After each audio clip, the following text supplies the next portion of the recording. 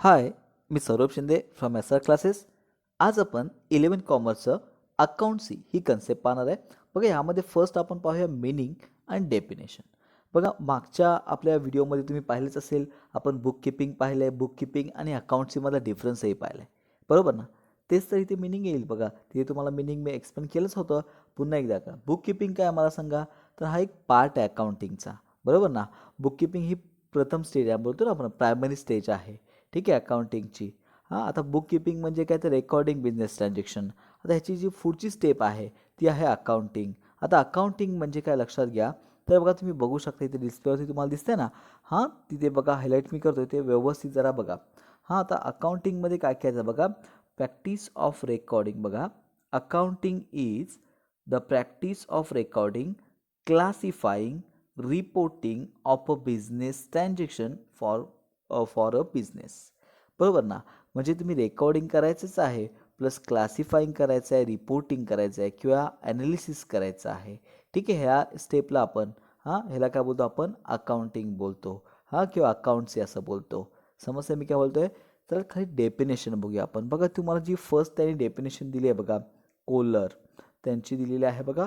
अकाउंट्सी refer to the entire body of theory and process of accounting.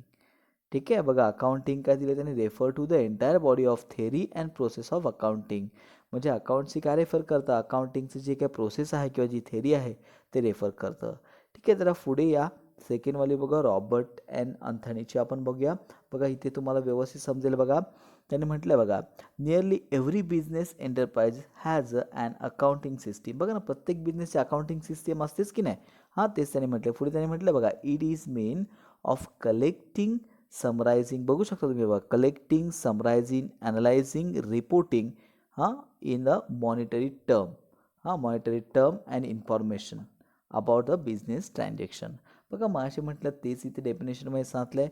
काय काय मला सांगा. Recording, summarising, analysing, reporting of business transaction म्हणजेच काय अकाउंटसी. ओके, समजलं सगळ्यांना अकाउंटसी म्हणजे काय. ठीक आहे, काय करणं, जे काही बिझनेसचे ट्रान्झॅक्शन आहेत ते काय करायचं, रेकॉर्ड करायचे आहेत तुम्हाला, प्लस रिपोर्ट करायचे आहेत, क्लासिफाय करायचे आहेत, रिपोर्टिंग करायचे आहेत, ॲनालिसिस करायचे आहेत. ह्या सगळ्या गोष्टीला आपण अकाउंटिंग बोलतो. ठीक आहे, बघा तुम्ही पुढचा मुद्दा इथे जर पाहिलात तर बघा त्यांनी बेसिस म्हटलं, बेसिस ऑफ अकाउंटिंग सिस्टीम. ठीक आहे, मेथड आपण बोलतो बघा, मेथड ऑफ अकाउंटिंग सिस्टीम. त्याने बघा तुम्हाला टोटल 3 मेथड दिलेले आहेत. तुम्ही बघू शकता इथे.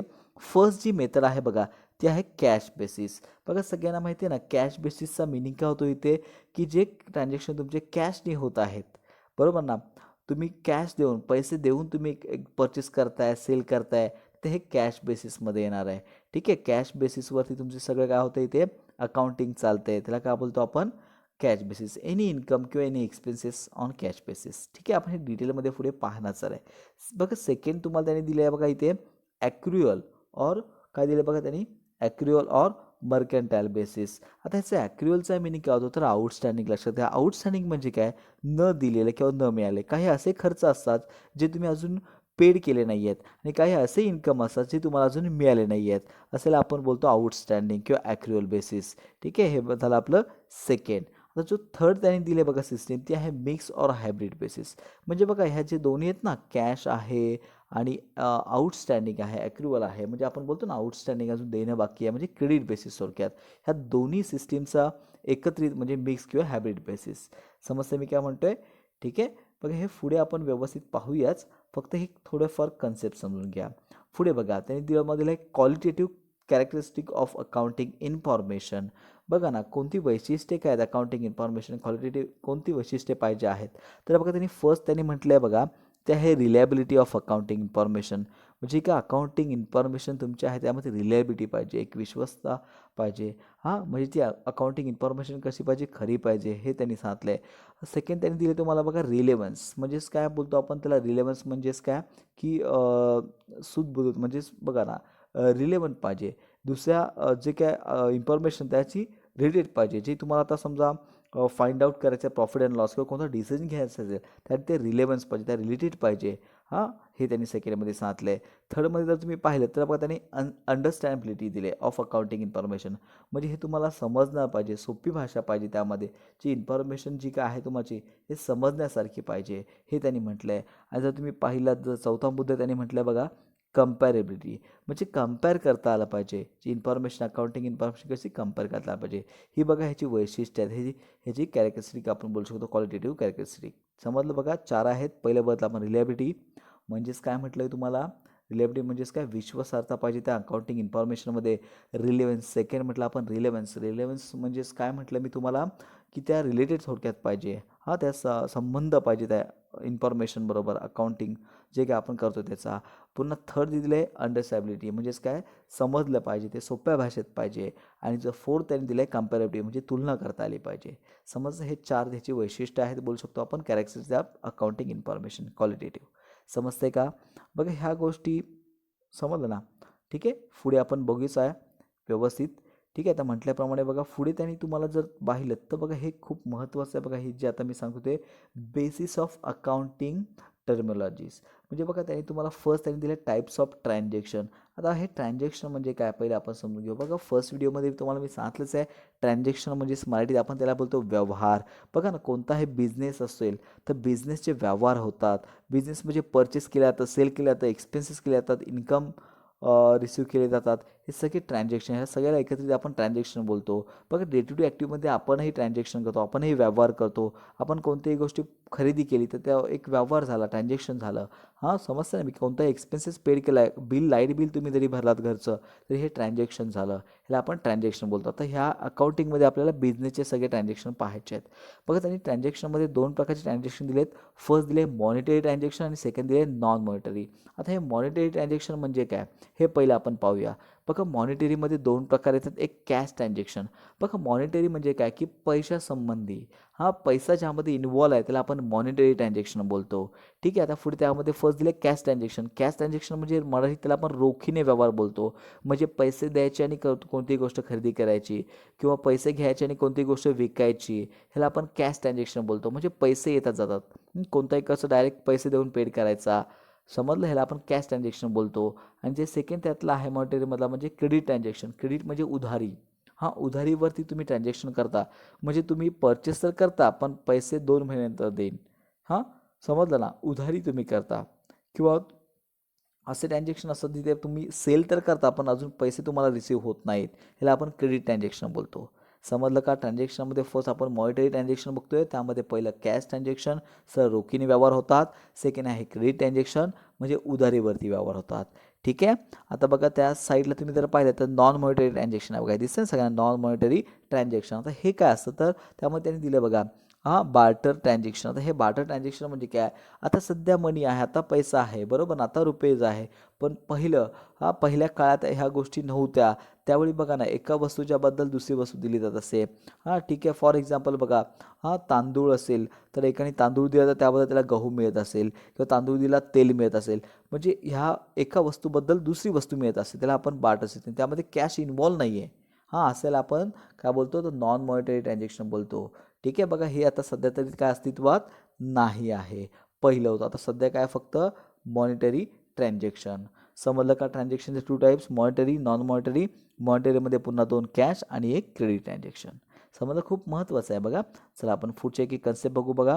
आता मी म्हटलं तुम्हाला मी ट्रान्झॅक्शन म्हणजे काय बघा, इथे त्यांनी छानसं दिलं बघा, एक्सचेंज. बघा व्यवस्थित, exchange of goods and services between 2 person or parties for for money or money worth, हा इज नोन ॲज ट्रान्झॅक्शन. बघा ही डेफिनेशन व्यवस्थित सगळ्यांनी काय करायचं आहे, लिहून घ्यायचे आणि पाठ करायचे. बघा त्यांनी काय म्हटलं आहे, व्यवस्थित आपण याचा मिनिंग समजून घेऊ. बघा, exchange of goods and services between 2 person. बघा ना, एक्सचेंज गुड्स असो किंवा सर्व्हिस असो, हा 2 पर्सनमध्ये काय होतो, तो व्यवहार होतो, एक्सचेंज होतो, अदलाबदल होत आहे. ठीक आहे. त्यांनी पुढे असंही म्हटलं बघा, first parties for money or money worth. बघा पैसा किंवा पैशा संबंधी, हा नो ॲज ट्रान्झॅक्शन. समजतं ना मी काय बोलतोय? हां, मनी ऑर मनी वर्थ म्हणजे त्यामध्ये पैसा असला पाहिजे, कॅश हे असलंच पाहिजे. हां, समजा मग असे पण ना कॅश ट्रान्झॅक्शन, क्रेडिट ट्रान्झॅक्शन तेच इथे प्रकार आहे बघा. पैशाने डायरेक्टली किंवा मनी वर्थ. आता मनी म्हणजे डायरेक्ट पैसा, मनी वर्थ म्हणजे तुमचं मग चेक असेल, बाकीच्या गोष्टींनी तुम्ही देत असाल पैसे तर तेही चालेल. हां, फक्त त्याशी पैसा कसा आहे निगडीत पाहिजे. समजलं का? तर परत एकदा बघूया आपण काय मला सांग ट्रान्झॅक्शनची जी डेफिनेशन दिली आहे त्यांनी मिनिंग दिला आहे तो काय आहे? तर exchange of goods and services between two person or parties for money or money worth is non as transaction. Okay. आता जर तुम्ही खाली व्यवस्थित पाहिलेत तर बघा त्या पुढचा पार्ट त्यांनी दिला आहे. फर्स्ट त्यांनी दिला बघा मॉनिटरी ट्रान्झॅक्शन. जसं आता मगाशी तुम्हाला म्हटलं ना मॉनिटरी नॉन मॉनिटरी. ठीक आहे. मग मॉनिटरीमध्ये बघा काय पैशाची व्यवहार आहे बघा. त्यामध्ये कॅश ट्रान्झॅक्शन मगाशी तुम्हाला मी समजावलंच.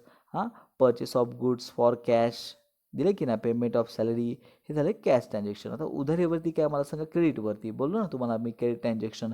त्यामध्ये बघा गुड्स सोल्ड ऑन क्रेडिट. हां, उधारीवरती माल विकला.